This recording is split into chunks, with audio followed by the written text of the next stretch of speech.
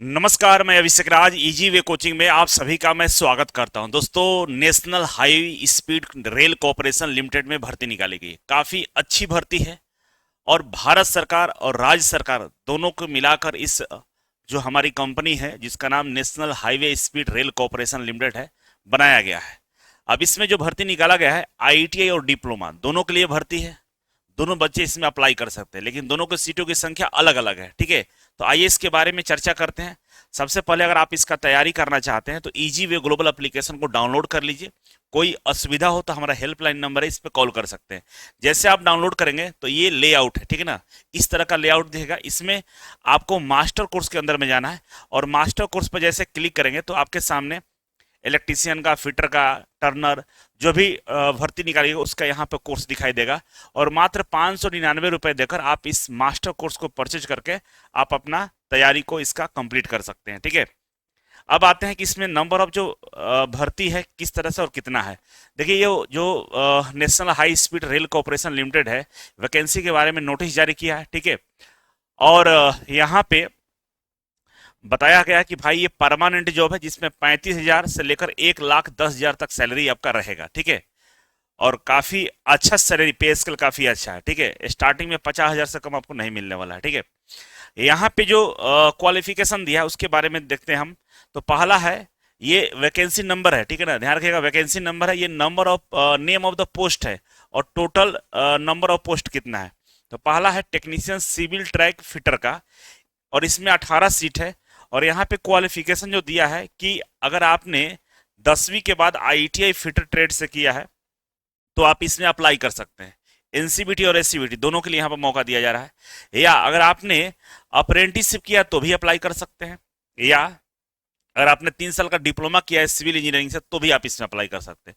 तीनों के लिए मौका दे दिया, फिटर हो, अप्रेंटिसशिप हो, या अगर आपने सिविल से डिप्लोमा किया तो भी अप्लाई कर सकते हैं। ठीक है, इसी तरह से ये टेक्नीशियन सिविल ट्रैक मैकेनिक्स के लिए भी दिया है कि भाई अगर आपने एनी मैकेनिक्स और इक्विवेलेंट ट्रेड से अगर आपने आईटीआई किया तो भी अप्लाई कर सकते हैं, अप्रेंटिसशिप किया तो भी अप्लाई कर सकते हैं, और सिविल से डिप्लोमा किया तो भी अप्लाई कर सकते हैं। ठीक है, आगे हम सभी में आपको डिप्लोमा, आईटीआई, अप्रेंटिसशिप मांगा गया है। जैसे यहाँ पे देखिए टोटल 77 सीट है, किसमें, टेक्नीशियन इलेक्ट्रिकल में। तो कह रहा है कि भाई अगर आपने आईटीआई इलेक्ट्रीशियन ट्रेड से किया तो अप्लाई कर सकते हैं, अप्रेंटिसशिप अगर आपने इलेक्ट्रॉनिक्स या इलेक्ट्रीशियन से किया तो अप्लाई कर सकते हैं, साथ ही साथ अगर आपने डिप्लोमा इलेक्ट्रिकल इंजीनियरिंग से किया तो अप्लाई कर सकते हैं। ठीक है, उसके अलावा टेक्नीशियन सिग्नल टेलीकॉम में 63 सीट है और इसमें भी बोल रहा है कि अगर आप कंप्यूटर से, कोपा से किए हैं, इलेक्ट्रिकल है, इलेक्ट्रॉनिक्स है तो अप्लाई कर सकते हैं, अप्रेंटिसशिप है तो अप्लाई कर सकते हैं, और जो बच्चे इलेक्ट्रिकल इलेक्ट्रॉनिक्स कम्युनिकेशन से डिप्लोमा किया है वो भी अप्लाई कर सकता है। तो कुल मिलाकर सीटों की संख्या 200 प्लस है और आप इसमें अप्लाई कर सकते हैं। ठीक है, कुछ जो भर्ती निकाला गया है उसके लिए मतलब हमें लगता है कि जितने भी यहाँ पर भर्ती निकाला गया है सब में डिप्लोमा, आईटीआई और आपका अप्रेंटिसशिप मांग के रखा है। ठीक है, अगर आप इसके अकॉर्डिंग आपके पास क्वालिफिकेशन है तो अप्लाई कर सकते हैं। और मैंने एक टेबल दिखा दिया है कि शॉर्ट में कि आप देख सकते हैं अपने ट्रेड के अकॉर्डिंग किस में कितना भर्ती है। ठीक है ना, जैसे 63 है सिग्नल और टेलीकॉम में, 77 है इलेक्ट्रिकल में, ठीक है ना, उससे 16 है आपका सिविल ट्रैक मैकेनिक्स में, 18 है सिविल ट्रैक फिटर में।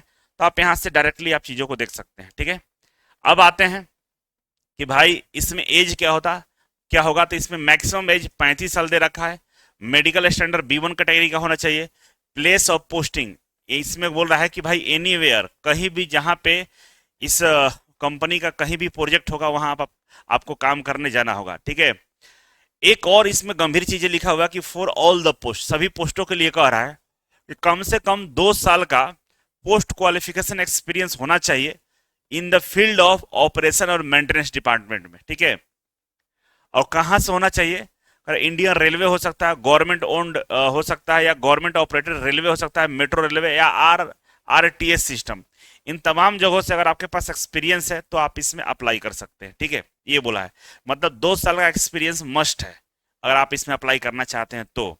इसके अलावा फी की हम बात करें तो EWS, जर्नल और ओबीसी ये तीनों के लिए 400 रुपया फी आपको देना होगा।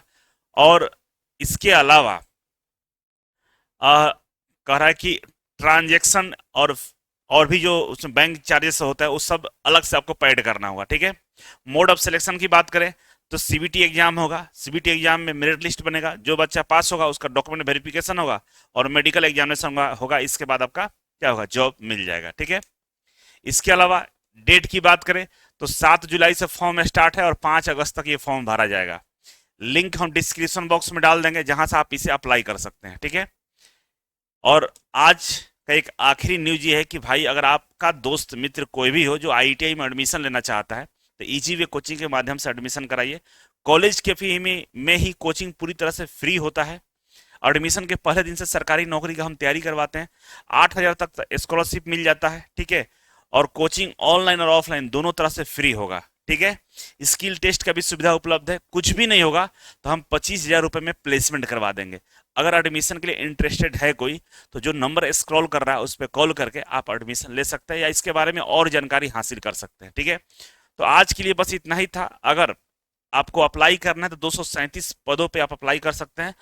और इसके बारे में और भी जानकारी आपको चाहिए तो कमेंट बॉक्स में कमेंट कर सकते हैं। बाकी मिलते हैं अगले वीडियो में, तब तक के लिए नमस्कार।